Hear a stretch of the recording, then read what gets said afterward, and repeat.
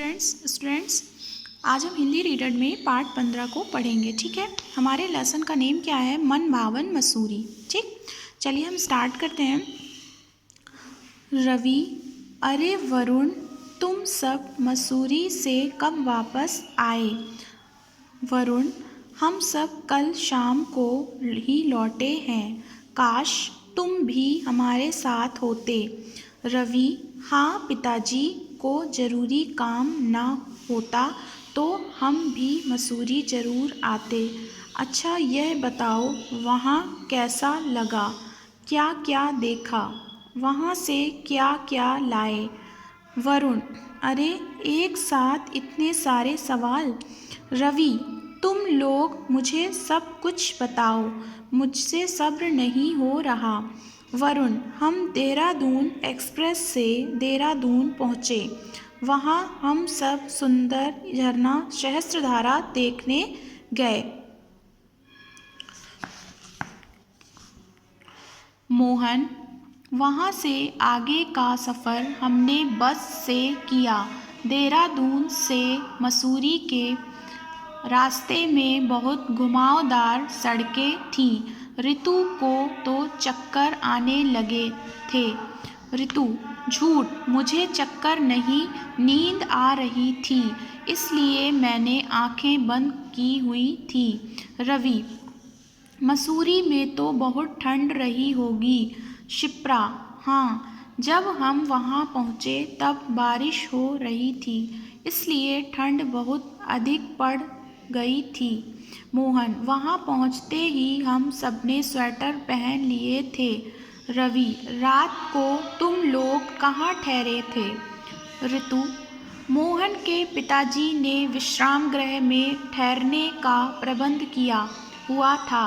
उस विश्राम गृह में कई कमरे थे, हम सब अलग अलग कमरों में ठहरे थे। रमेश, अरे मुझे भी तो कुछ बताने दो। वहाँ मौसम बहुत सुहावना था, हल्की हल्की ठंड थी, कोहरे के कारण पहाड़ियाँ दिखाई नहीं दे रही थीं। धीरे धीरे सूर्य की किरणें पहाड़ियों पर बिखर कर उन्हें चमकीला बनाने लगीं। बहुत सुहावना दृश्य था वह। शिप्रा, मसूरी में चारों ओर छोटी छोटी पहाड़ियाँ हैं, इसलिए उसे पहाड़ों की रानी कहा जाता है। रमेश, दोपहर बाद हम सब बाजार देखने निकले। वही सब भोपाल में भी मिलता है, सो खरीदारी नहीं की। मोहन, अरे खरीदारी की बातें छोड़ो, मुझे तो कंपनी बाग याद आ रहा है। शिप्रा, और मुझे कैंपटी फॉल, ऊंचाई से गिरता झरना कितना सुंदर लगता है।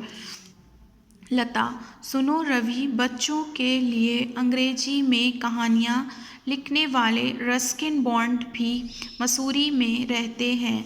हमने उनकी एक एक किताब खरीदी, फिर उनसे मिलने गए, किताब पर उनके हस्ताक्षर लिए। उसे तुम हमारी खरीदारी भी कह सकते हो, और मसूरी में मिला सबसे अनमोल उपहार भी।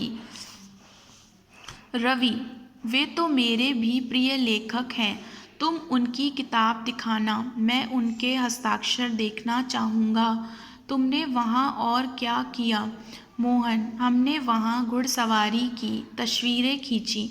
रवि, वहाँ खाने के लिए कोई खास फल या मिठाई मिलती है? रमेश, कुछ विशेष नहीं, हाँ एक स्वादिष्ट फल जरूर पहली बार वही खाने को मिला, उसका नाम है रामफल। वह अपने भोपाल में या आसपास के इलाकों में नहीं मिलता। मोहन, अगले दिन हम सब रेलगाड़ी से भोपाल वापस आ गए। लता, आ तो गए, पर इस यात्रा का जादू पर अब भी छाया हुआ है। रवि, अब तो मैं भी पिताजी से आग्रह करूँगा कि वे परीक्षा के बाद मुझे मसूरी घुमाने ले जाएं।